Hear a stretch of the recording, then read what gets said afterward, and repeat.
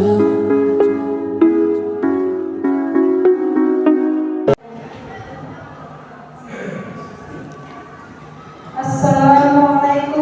warahmatullahi wabarakatuh. Yang terhormat pimpinan sampai kepala luar biasa, yang kami hormati Kepala SMA Sanudin Hajar, yang kami hormati Bapak Ibu peserta kegiatan diseminasi budaya FSG. Alhamdulillahirabbil alamin.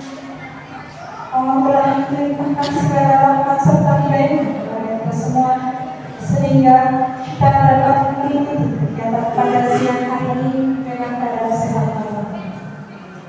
Sholawat serta salam semoga senantiasa terlimpah curahkan kepada baginda Nabi Muhammad SAW yang telah menuntun kita dari jalan kebaikan ini, jalan yang telah menemani dengan ajaran. Di sini saya selaku pembawa acara akan menyampaikan susunan acara yang akan kita ikuti di siang hari ini. Yang pertama, pembukaan. Yang kedua, menyanyikan lagu Indonesia Raya. Yang ketiga, sambutan kepada sekolah. Keempat, doa. Dan terakhir, tutup. Baik, marilah kita awali kegiatan pada siang hari ini dengan bacaan basmalah bersama-sama. Memasuki acara berikutnya, yaitu menyanyikan lagu Indonesia Raya. Hadirin dimohon berdiri dengan segala seluruh. Kepada yang bertugas,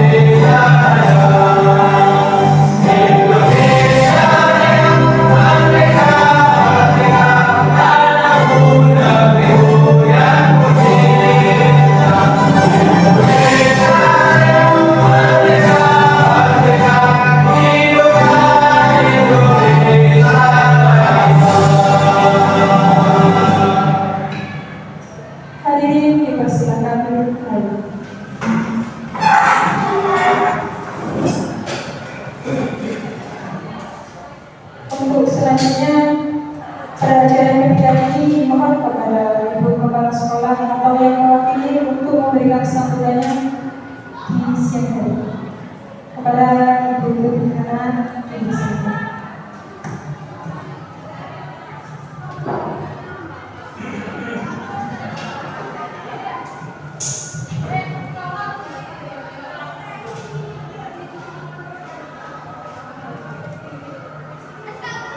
Assalamualaikum warahmatullahi wabarakatuh. Yang kami hormati pimpinan pesantren terpadu Darul Ihsan, yang kami hormati pula calon guru pelatih pembinaan Islam, Bapak Ibu guru yang sangat kami hormati pula, serta sahabat pengabdian yang berbahagia. Alhamdulillah. Alhamdulillahirabbil alamin. Puji syukur patut kita panjatkan kehadirat Allah Subhanahu wa taala yang mana pada siang hari ini kita masih diberi kenikmatan kesehatan sehingga bisa mengikuti kegiatan diseminasi budaya positif di sekolah. Sebelumnya perlu kami sampaikan, saya di sini diberi mandat oleh kepala sekolah untuk mewakili memberikan sambutan pada kegiatan ini karena ibu kepala sekolah sedang ada tugas di luar kota. Pertama-tama kami ucapkan terima kasih kepada Bapak Ibu guru yang telah hadir mengikuti memenuhi undangan kami dalam rangka diseminasi budaya positif di sekolah. Perlu kami sampaikan bahwasanya diseminasi adalah merupakan suatu kegiatan yang ditujukan kepada sekelompok orang untuk memperoleh informasi sehingga timbul kesadaran menerima dan akhirnya bisa memanfaatkan informasi tersebut. Budaya positif di sekolah merupakan tanggung jawab dari seluruh civitas sekolah. Jadi bukan hanya kepala sekolah, petugas tatip, waka kesiswaan, tetapi merupakan tugas dari seluruh civitas sekolah termasuk guru.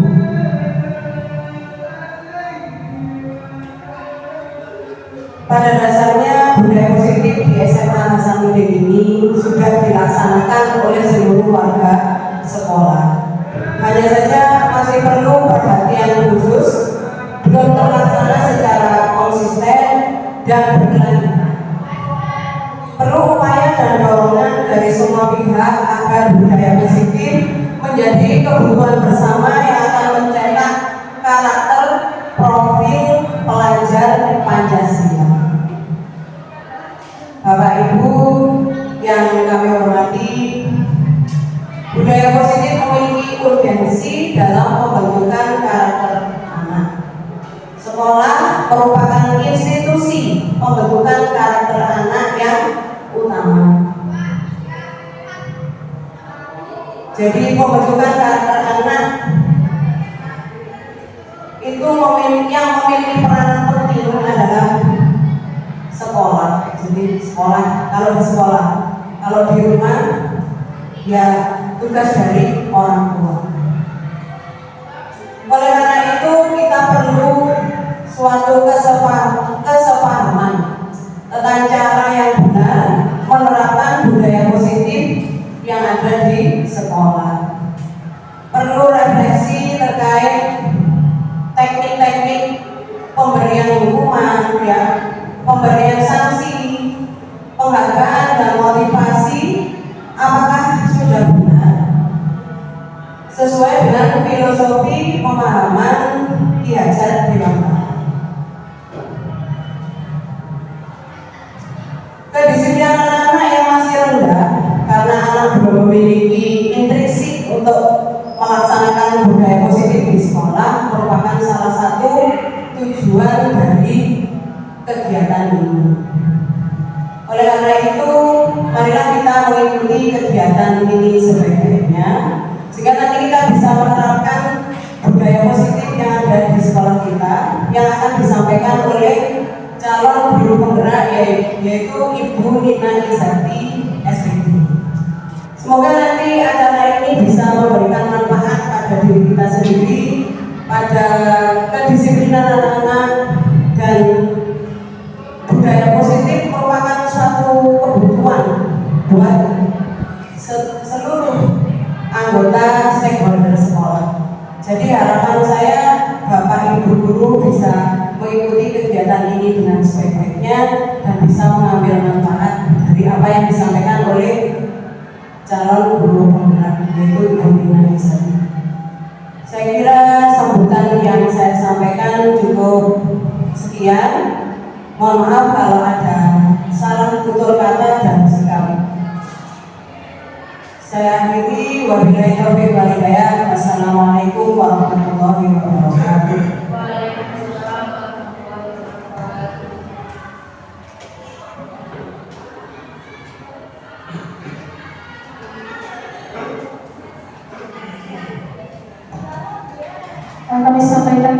kasih kepada Bu Dina untuk sambutannya. Memasuki acara yang berikutnya adalah acara ini yang akan dibantu oleh calon guru yaitu Bu Dina Zati. Sebelum saya tutup, dimohon kepada Ustaz Hamidi untuk membantu pembacaan doa.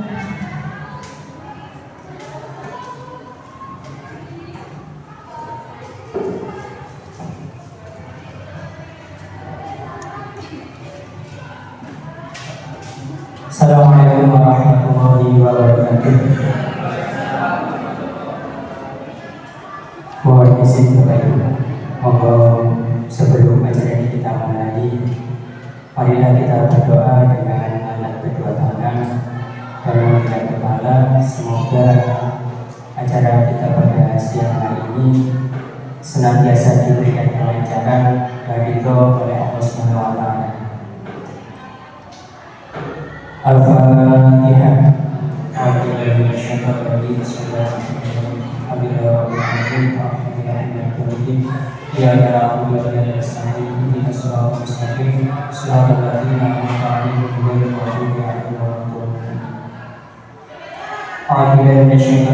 Bismillahirrahmanirrahim. Allahumma shalli wa sallim ala sayyidina Muhammad wa ala ali sayyidina Muhammad alhamdulillahirabbil alamin.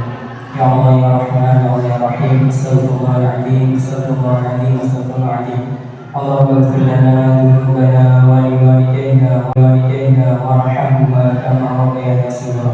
Wa li jami'il muslimin wal muslimat wal mu'minin wal mu'minat al-ahya'i wal amwat.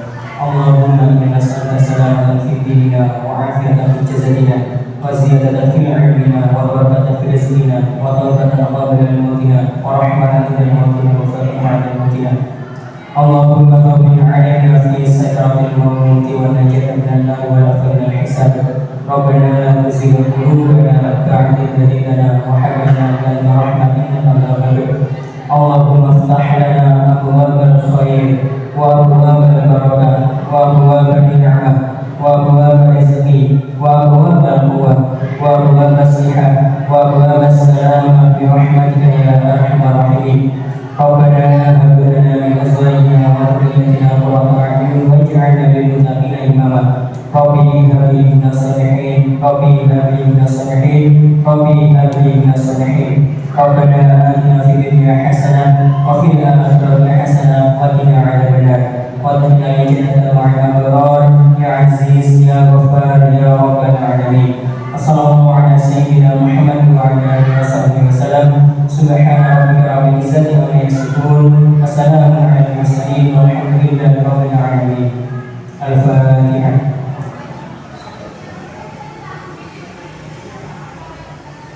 Assalamualaikum warahmatullahi wabarakatuh.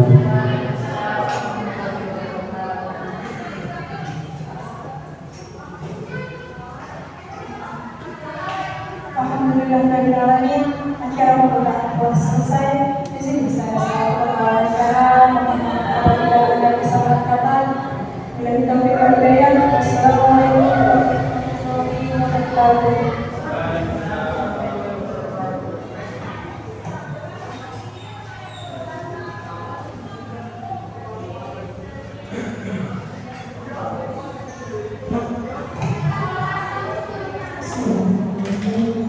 Assalamualaikum warahmatullahi wabarakatuh.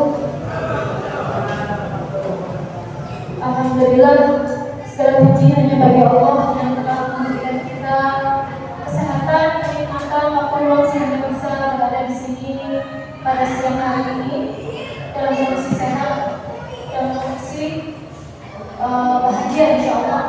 Salawat serta salam kita limpahkan kepada Rasulullah SAW. Semoga kita menjadi pengikutnya sampai ke akhir zaman nanti dan mendapatkan syafaatnya yang di akhir.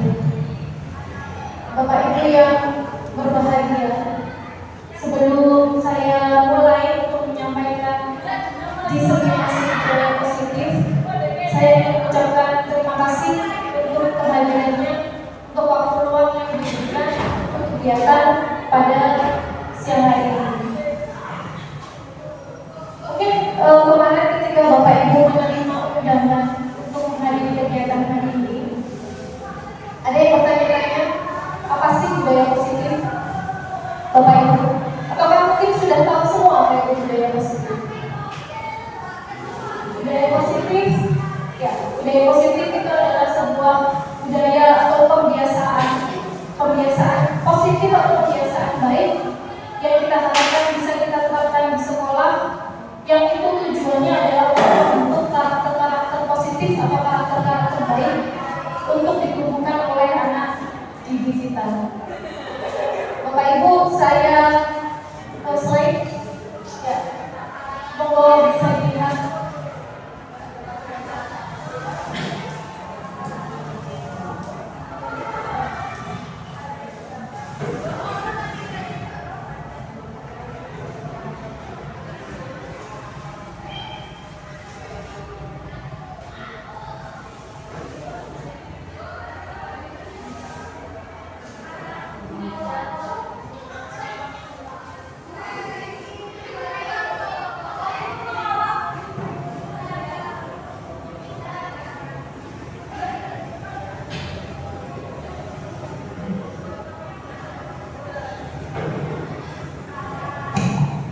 Bapak Ibu bisa dicek di layar saya sambil berdiri, ya. Mungkin bisa dilihat ini adalah pertanyaan pemantik yang nanti akan mengantar kita kepada materi. Setuju atau tidak setuju bahwa hukuman dapat mendisiplinkan anak? Di sini ada Bapak Koordinator, tapi juga ada para penggawa.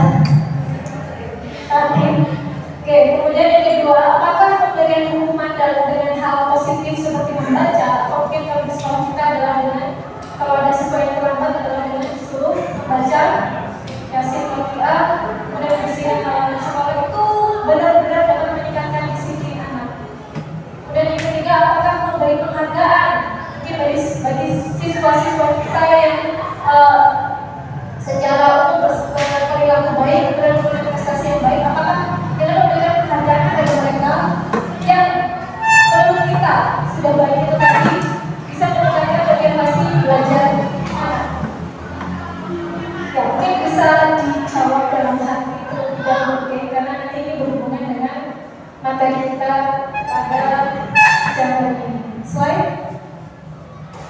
Bapak Ibu, yang akan kita bahas akan kita pelajari pada siang hari ini ada 6, jadi hubungannya semuanya adalah dengan budaya positif, yaitu disiplin positif, nilai kebajikan universal, kali motivasi, hukuman dan penghargaan, restitusi, keyakinan kelas.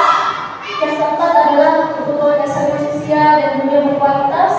Yang kelima adalah posisi kontrol. Yang keenam adalah restitusi, segitiga restitusi. Bapak Ibu, apakah ada yang sudah familiar dengan istilah-istilah ini? Slide. Restitusi dulu. Slide. Bapak Ibu, kita masuk ke pembelajaran yang pertama dulu. Slide. Ya, ini adalah perubahan paradigma. Paradigma itu adalah pola pikir, perubahan pola pikir. Mungkin Bapak Ibu sambil dengan temannya dengan rekan satu gandeng bisa mencoba. Jadi mungkin disitu sobat secara kertas itu tidak usah, langsung digenggam saja tangannya. Coba mungkin Pak Billy mungkin bisa genggam tangan. Kemudian mungkin bisa diminta adik untuk membuka. Tapi ya semuanya mungkin bisa digenggam. Ya. Ya, kita lihat ketika seharusnya mungkin Pak Billy menolak pendidikan. Maksudnya ini adalah sesuatu yang tidak ingin kita bagikan misalnya. Maka apa yang terjadi? Pak Adi harus membuka dengan terpaksa, dengan tenaga. Ya. Kemudian kalau tidak bisa dengan tenaga, yang dilakukan adalah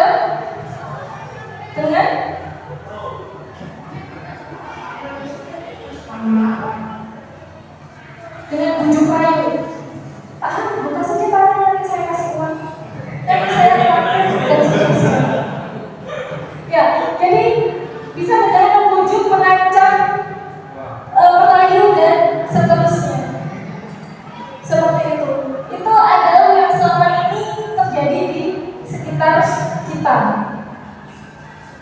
Nah ini, ya slide benar. Oke, kita masuk ke perubahan paradigma teori kontrol atau teori pilihan. Ya, ini 4 poin ini sebenarnya adalah 4 ilusi ya. 4 ilusi itu bayangan kita saja atau anak-anak kita saja. Yang pertama adalah bahwa ilusi guru kontrol murid. Apakah tidak kita selama ini sudah berhasil mengontrol murid? Benar. Apakah benar? Apakah tidak murid kita yang membiarkan kita mengkontrol? Bagaimana? Bapak Ibu. Kemudian yang kedua, ilusi bahwa kritik dan membuat orang merasa bersalah dapat menguatkan karakter. Membuat orang merasa bersalah itu sering ya, sering tidak sih kita? Berikutnya, ilusi bahwa semua penguatan positif, efektif dan bermanfaat. Penguatan positif di sini maksudnya bagaimana? Maksudnya contohnya adalah ya itu tadi misalnya anak ketika terlambat kemudian diminta untuk baca Yasin Waqiah, kemudian diminta untuk bersih-bersih. Itu kan hal yang positif, ya kan? Penguatan yang positif. Tapi apakah itu efektif? Mungkin pada jangka pendek dia akan positif, akan merubah perilaku siswa seperti itu, akan berubah menjadi baik. Tapi apakah itu efektif untuk jangka panjang? Itu adalah kita harapkan adalah perubahan karakter anak-anak kita sampai untuk ke depannya. Kemudian ilusi bahwa orang dewasa memiliki hak untuk memaksa. Kita sudah tidak pernah memaksa siswa ya. Dan begitu Bapak Ibu. Benar. Ya, selain Bapak Ibu ini adalah perubahan yang diharapkan muncul. Jadi ada 2 teori. Teori kontrol itu ada 2. Yang pertama adalah teori stimulus respon, kemudian teori kontrol atau pilihan. Nah, 2 ini dikembangkan oleh sosiolog pada abad ke-20-an. Saya tadi sempat. Untuk teori stimulus respon itu yang mengembangkan atau yang mencetuskan adalah Ivan T. Pavlov, orang Rusia dari namanya. Ya, saya lanjutkan. Kita lihat perbedaannya. Untuk stimulus respon, kita mencoba mengubah orang agar berpandangan yang sama dengan kita. Sementara pada teori kontrol yang diharapkan bisa kita terapkan adalah kita bisa memahami pandangan orang lain tentang dunia. Kemudian, perilaku buruk dilihat sebagai suatu kesalahan. Teori kontrol semua perilaku memiliki tujuan. Untuk stimulus respon, orang lain bisa mengontrol saya bisa mengontrol orang lain. Pada teori kontrol hanya kita yang bisa mengontrol diri kita dan kita tidak bisa mengontrol orang lain. Pada stimulus respon, pemaksaan ada pada saat rujukan gagal. Pada teori kontrol, kolaborasi dan konsensus menciptakan pilihan-pilihan baru. Kolaborasi dan konsensus seperti apa? Nanti akan kita bahas. Kemudian model berpikirnya adalah menang kalah, kayak kasih menang guru ini. Kalau yang tidak menang gurunya, siswanya kalah, atau nggak begitu, siswanya kalah, siswanya menang, gurunya yang kalah. Harapannya tidak gitu, tapi harapannya dua-duanya adalah menang. Win-win solution. Slide. Bapak Ibu ini badan disiplin positif. Ini tadi ya teori kontrol. Nah, teori kontrol yang kita lihat yang di kotak biru yang atas tadi ya. Anda tidak bisa mengontrol orang lain, hanya Anda yang bisa mengontrol diri Anda. Semua perilaku memiliki tujuan. Model berpikir menang-menang, kolaborasi konsensus dan realitas kebutuhan kita berbeda. Itu. Nanti untuk penjelasannya di bawahnya akan saya jelaskan di slide berikutnya. Ya, berikutnya kita masuk ke disiplin sekarang. Bapak Ibu, disiplin kita memahaminya seperti apa? Apakah disiplin itu berupa perilaku terkontrol yang jika tidak melaksanakan akan ada konsekuensinya, jika dilaksanakan akan mendapatkan penghargaan? Apakah seperti itu yang dimaksud dengan disiplin? Bapak Ibu bisa kita lihat di sini bahwa secara akar kata berasal dari bahasa Latin, artinya adalah belajar. Bisa dilihat yang dicetak merah. Mungkin itu tadi pengertian secara kata.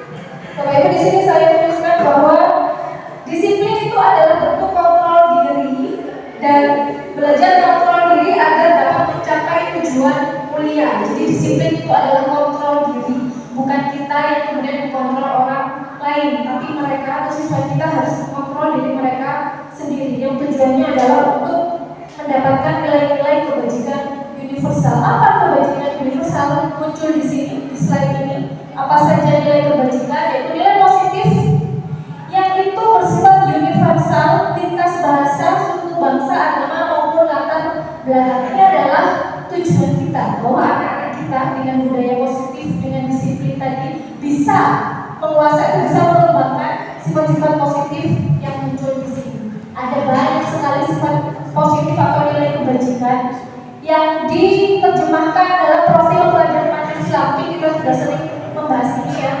Profil pelajar Pancasila, kita harapkan dengan budaya positif, siswa kita akan beriman, bertakwa kepada Tuhan Yang Maha Esa, berakhlak mulia, mandiri. Yang ketiga, bernalar kritis, berkebinekaan global, bergotong royong, dan kreatif. Ini adalah nilai kebajikan universal yang kita harapkan muncul pada siswa kita. Apakah ada nilai kebajikan universal yang lain, Bapak? Apakah ada? Banyak ya. Kalau berdasarkan ini saya bacakan sedikit dari 9 pilar karakter Indonesian Heritage Foundation: cinta Tuhan dan segala ciptaannya, kemandirian dan tanggung jawab, kejujuran, amanah diplomatis, hormat dan santun, dan melawan segala itu adalah motivasi internal. Kita di situ disebutkan bahwa motivasi eksternal itu untuk menghindari ketidaknyamanan atau hukuman itu tadi. Kemudian juga bisa dalam bentuk untuk mendapatkan imbalan. Oh, kalau saya tidak pernah terlambat ke sekolah, nanti saya bisa jadi karyawan terbaik di sana. Maka itu adalah motivasi eksternal. Slide. Nah, kita kembali ke tempat pendidikan kita, Ki Hajar Dewantoro. Beliau mengartikan bahwa merdeka itu artinya adalah tidak hanya terlepas dari perintah, akan tetapi juga cakap buat memerintah diri sendiri. Kalau dihubungkan dengan disiplin positif tadi, bahwa yang dinamakan disiplin itu hubungannya dengan merdeka. Jadi harus merdeka, kita menentukan sikap kita yang disiplin diri, itu adalah bagian dari merdeka. Slide. Bapak Ibu, ini adalah dihukum penghargaan. Kenapa dihukum penghargaan istilahnya? Karena ternyata penghargaan itu juga tidak baik-baik amat untuk siswa-siswa kita. Ya, mungkin selama ini kalau Bapak Ibu di kelas sering memuji atau memberikan penghargaan kepada anak-anak, mereka akan mengharapkan hal yang sama berulang. Mereka akan mengerjakan tugas dengan baik, mereka akan aktif di kelas dengan tujuan mendapatkan penghargaan atau dipuji oleh kita. Tapi apa yang terjadi kalau misalnya dia sudah baik, sudah mengerjakan tugas, sudah aktif di kelas, tapi kita tidak memberikan pujian? Pernah Bapak Ibu menemui siswanya merasa kecewa, wajahnya tidak kecewa karena kita tidak memberikan pujian? Itu adalah kenapa disebut dihukum oleh pelajaran? Karena yang muncul adalah motivasi eksternal mereka. Seperti itu Bapak Ibu. Slide. Kita lanjutkan. Ya, masih sama, dihukum oleh penghargaan.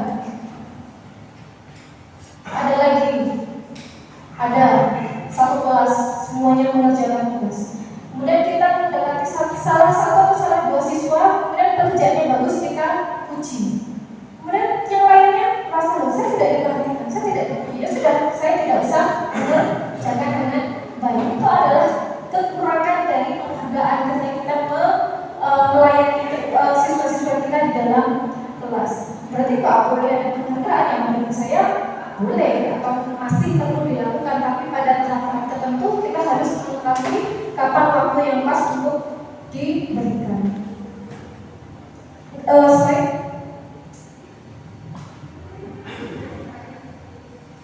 Bapak Ibu, ini adalah apresiasi pengakuan perundingan. Bisa kita lakukan secara khusus sama ya secara pribadi. Kemudian beri pengakuan kepada semua siswa bergantian dan secara konsisten dan fokus pada proses ya. Insya Allah kalau kita sudah, kalau dulu istilahnya dari kasir ya, jadi yang dipuji hanya siswa-siswa tertentu saja itu jangan sampai terjadi seperti itu, karena siswa kita walaupun mungkin tidak semuanya secara akademik bagus, tapi semuanya pasti mempunyai kelebihan. Slide. Ini adalah contoh kalimat untuk apresiasi kebajikan. Nah, kalimat pembuka kemarin saya perhatikan, wah saya diperhatikan sama guru saya. Kemudian nilai kebajikannya, rasa empatimu besar sekali. Situasinya pada saat menolong murid baru di kelas kita. Nah, ini adalah apresiasi kebajikan. Beda dengan penghargaan tadi. Kalau penghargaan tadi mungkin ketika kita melihat siswa kita menolong murid baru, kita kasih uang. Oh, aku sudah melakukan hal yang baik ini, saya kasih uang. Nah, ini adalah penghargaan yang itu sebenarnya tidak pas atau kurang tepat. Tapi kita bisa melakukannya dengan apresiasi kebajikan seperti ini. Jadi yang ditekankan adalah pada kebajikan atau kebaikan yang telah mereka lakukan. Slide. Bapak Ibu bisa kita lihat di sini sebentar. Ini adalah contoh tindakan guru yang mungkin sering kita jumpai, mungkin kita sendiri atau mungkin kita melihat di sekolah lain, seterusnya. Kita lihat contohnya adalah mencatat 100 kali dalam buku kalimat, saya tidak akan terlambat lagi karena terlambat ke sekolah. Kira-kira termasuk hukuman atau konsekuensi Bapak Ibu. Jadi bedanya adalah kalau hukuman itu dilaksanakan langsung saat itu juga. Tapi kalau konsekuensi itu berarti sebelumnya sudah ada apa Bapak Ibu? Sudah ada peraturan. Ketika peraturan dilanggar, maka siswa dihadapkan dengan apa Bapak Ibu? Konsekuensi. Tapi hukuman berbeda. Hukuman itu misalnya kita melihat siswa kita melakukan hal yang tidak terpuji, kemudian langsung kita berikan hukuman yang tepat, maka itu maksudnya adalah hukuman, bukan konsekuensi. Bapak Ibu, kita contohkan saja ya, catat 100 kali di dalam buku kalimat saya tidak akan terlambat. Kira-kira masuk hukuman atau konsekuensi Bapak Ibu? Kalau saya lihat ini tergantung apakah masuk ke peraturan atau tidak. Ini biasanya ini masuk ke peraturan atau tidak? Tidak, berarti ini masuknya adalah ke hukuman. Lari mengelilingi lapangan basket 2 kali karena terlambat hadir di sekolah. Karena di sekolah kita tidak ada peraturan ini, maka jika ini terjadi berarti masuknya adalah ke hukuman. Beda lagi mungkin kalau saya masukkan poin siswa diminta membaca Yasin Waqiah kemudian membersihkan halaman jika terlambat. Berarti itu masuknya adalah ke konsekuensi orang. Slide.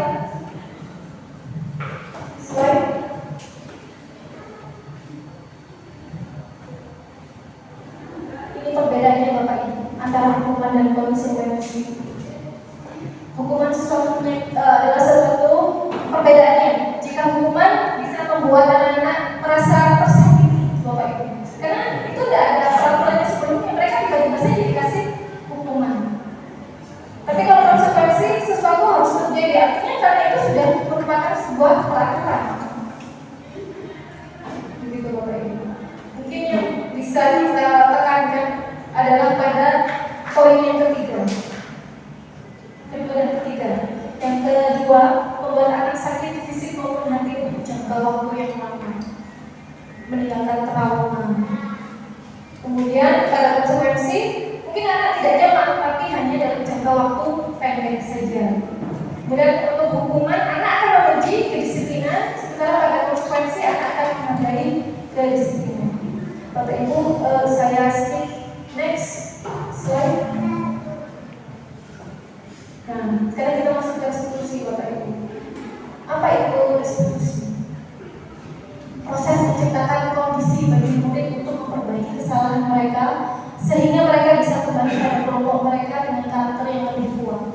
Restitusi juga merupakan proses kolaboratif yang mengajarkan murid untuk mencari solusi untuk masalah mereka dan membantu murid berpikir tentang orang seperti apa yang mereka ingin menjadi atau tujuan kuliah dan bagaimana mereka harus memperlakukan orang lain. Bapak Ibu, kalau siswa kita atau anak-anak kita melakukan sebuah kesalahan yang panjenengan lakukan, apakah langsung menghukum mereka atau memberikan mereka konsekuensi berdasarkan peraturan, apakah diajak ngobrol terlebih dahulu?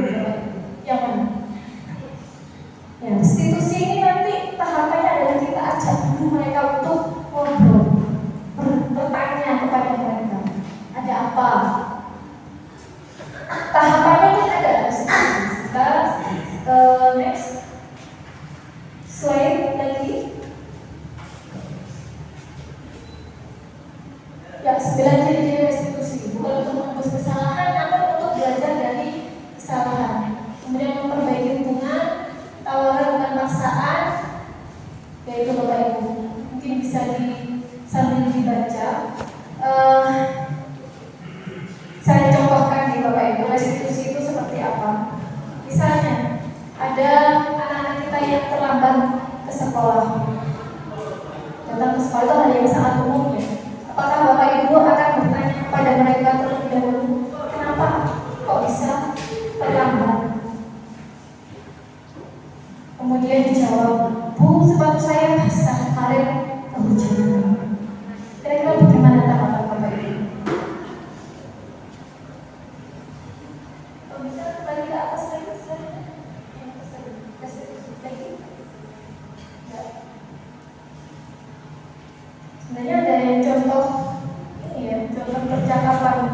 lebih memahami.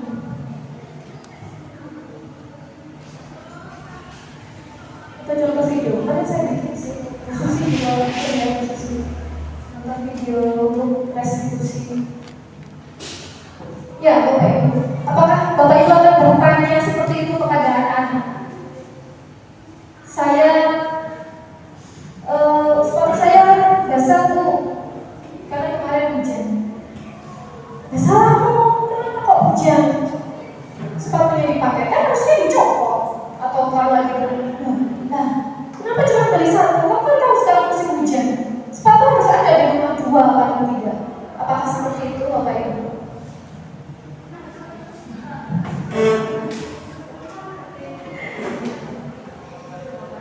Jadi di sini disebutkan bahwa restitusi itu adalah proses kolaboratif yang mengajarkan murid untuk mencari solusi untuk masalah mereka. Jadi kita dulu Bapak Ibu. Nah, kamu tahu nggak sikap kamu itu kira-kira benar atau salah? Kira-kira mereka akan menjawab bagaimana? Ya Bu, saya tahu kalau salah. Harusnya bagaimana? Harusnya kemarin saya lepas dulu sepatu saya pas hujan, terus saya masukkan ke kresek, saya masukkan ke tas, ya nggak bisa. Mungkin jawabannya seperti itu ya. Terus kira-kira kalau besok hujan, bagaimana? Sama mau menyimpan tasnya atau bagaimana? Ya Bu, menyimpan sepatunya atau bagaimana? Oh ya Bu, saya besok akan, kalau hujan saya akan bawa mantel, saya akan menyimpan sepatu saya di kresek, saya masukkan tas biar sepatu saya tidak basah, biar besoknya saya bisa tetap ikut kegiatan pembelajaran dengan memakai sepatu. Jadi ada proses Bapak Ibu, dan itu untuk menumbuhkan kesadaran mereka. Jadi tidak hanya asal kamu salah, kamu harus dihukum, peraturannya seperti ini, tidak. Tapi ada langkah-langkahnya bagaimana membuat siswa kita sadar bahwa sikap yang mereka lakukan salah, kemudian mencari solusi. Jadi tidak hanya kemudian menyalahkan tanpa memberikan solusi. Bapak Ibu seperti itu. Slide lagi. Ya, kita masuk ke pembelajaran ketiga, yaitu keyakinan kelas. Saya yakin Bapak Ibu banyak yang sudah sedikit banyak sudah menerapkan keyakinan kelas. Bapak Ibu kalau di awal semester atau di awal tahun, apakah membuat kesepakatan dengan anak-anak di kelas? Ya, menurut saya itu adalah salah satu contoh dari keyakinan kelas. Ya, mungkin kalau secara umum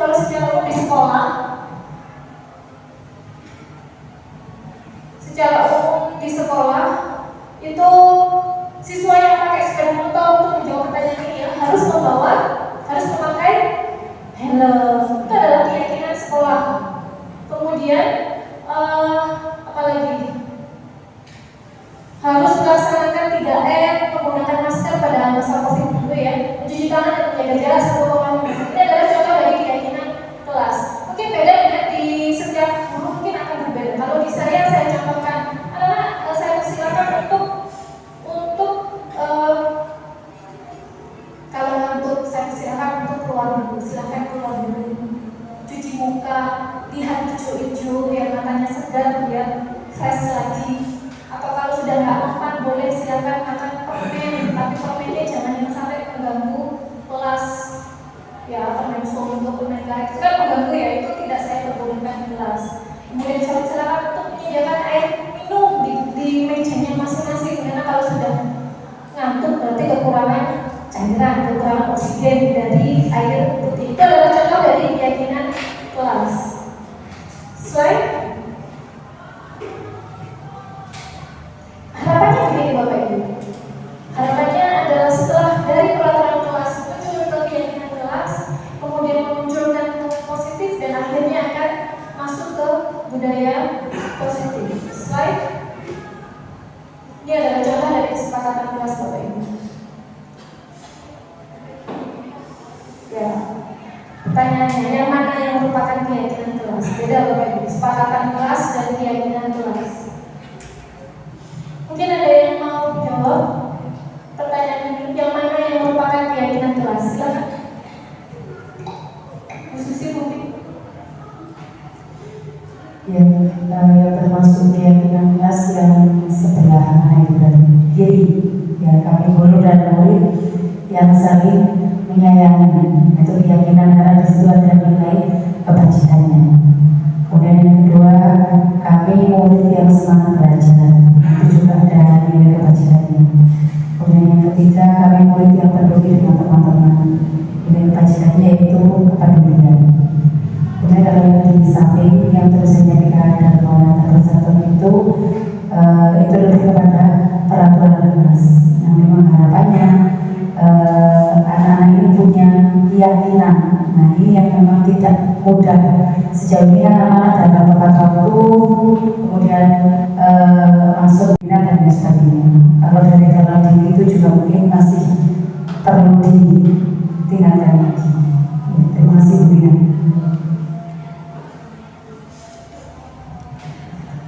Terima kasih Bu Susi.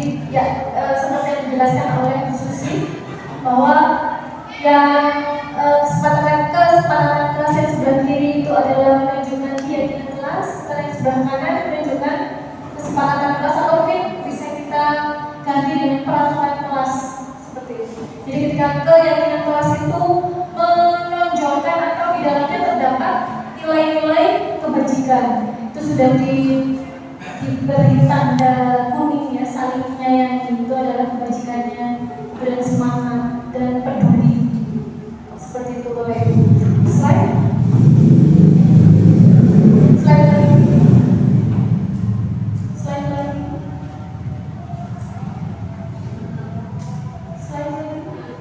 Ya ini Bapak Ibu.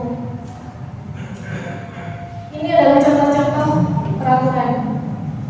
Contoh-contoh peraturan. Ya, seperti yang dicontohkan yang di sebelumnya tadi, bahwa ada keyakinan kelas dan ada peraturan kelas. Kalau peraturan selalu kembalikan buku ke tempatnya. Kira-kira keyakinan kelas apa yang muncul, Bapak Ibu?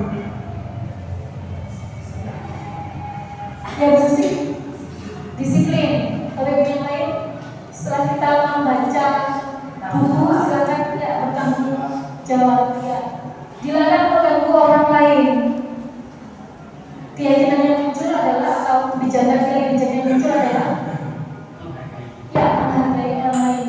Kemudian hadir di sekolah 15 menit sebelum pembelajaran dimulai. Disiplin. Kemudian dilarang melakukan kekerasan, saling menyayangi. Kemudian dilarang menggunakan narkoba. Keyakinan kelasnya bergantian atau menunggu giliran. Keyakinan kelasnya ya, bersabar. Kemudian gunakan masker. Ya, kesehatan. Kemudian jangan berlari di kelas atau koridor. Slide, kita lihat Bapak Ibu, ternyata jawaban dari Bapak Ibu benar semuanya. Jadi pada peraturan-peraturan itu muncul nilai-nilai kebajikan yang itu dia sebenarnya adalah keyakinan kelas, Bapak Ibu. Slide, kita lanjut ke kebutuhan dasar manusia dan dunia berkualitas. Slide. Ya, Bapak Ibu, ada posisi kontrol yang kita harapkan adalah yang terakhir, yaitu sebagai manajer. Kita tahu bahwa manajer itu fungsinya atau tugasnya adalah mengelola. Ya, kalau kita lihat di posisi kontrol yang pertama itu sebagai penghukum, menghardik, menunjuk, menyakiti, kemudian menyindir. Itu berarti kita posisi kontrol itu adalah sebagai penghukum, kemudian awas ya, seperti itu. Kemudian hasilnya memberontak untuk menyalahkan orang lain atau berbohong. Kenapa siswa kita berbohong yang jadi jangan-jangan karena takut kita menghardik. Akhirnya mereka berbohong. Kemudian murid meletakkan guru di luar dunia berkualitas. Jadi di dunia mereka itu kita ada di luar. Kita tidak menjadi bagian dari kehidupan mereka. Kemudian kita berkata, biasa dan nanti juga orang lain. Saya sekarang mau baik, saya mau buruk, bagaimana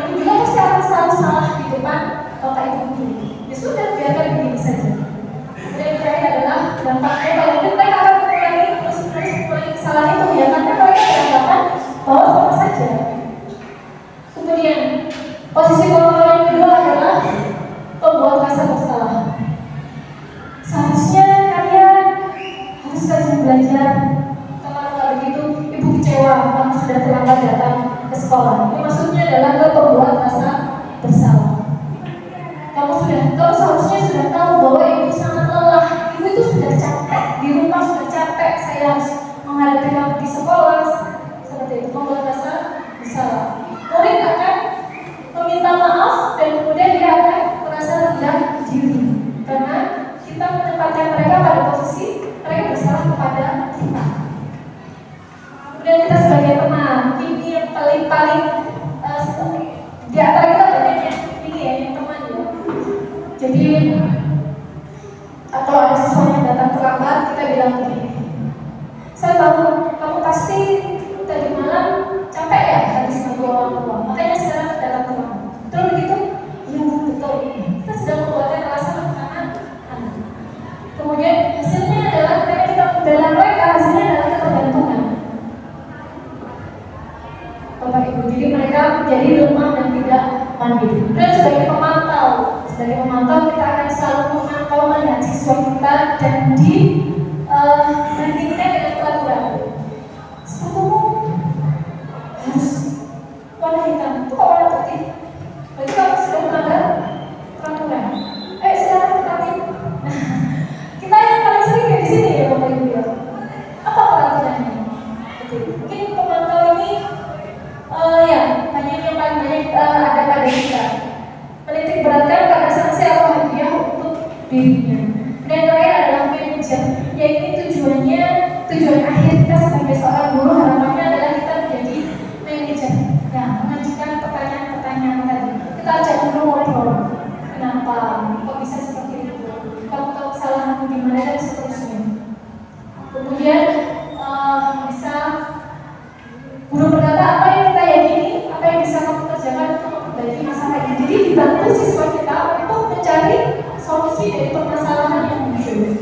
Hasilnya adalah penguatan pribadi, kemudian dalam penghubung, kemudian yang kedua adalah pembuat rasa bersalah, kemudian sebagai teman, sebagai pemantau, dan sebagai misalkan ada hadir pramuka, tapi kita lakukan dulu bukan langsung seperti itu.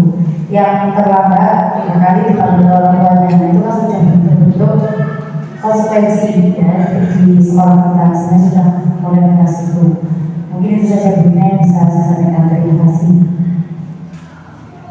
Oke, terima kasih Bu Susi. Benar sekali bahwa untuk sementara yang bisa kita lakukan itu yang pertama yang di bagian konsekuensi. Tapi mungkin Bapak Ibu yang tidak sebagai wali kelas nanti, saya kira yang bisa melakukan segitiga restitusi untuk memperbaiki motivasi anak-anak. Ya, ketika ada permasalahan, saya harap wali kelas bisa melaksanakan segitiga restitusi. Demikian, Bapak Ibu, apakah ada lagi yang ingin disampaikan?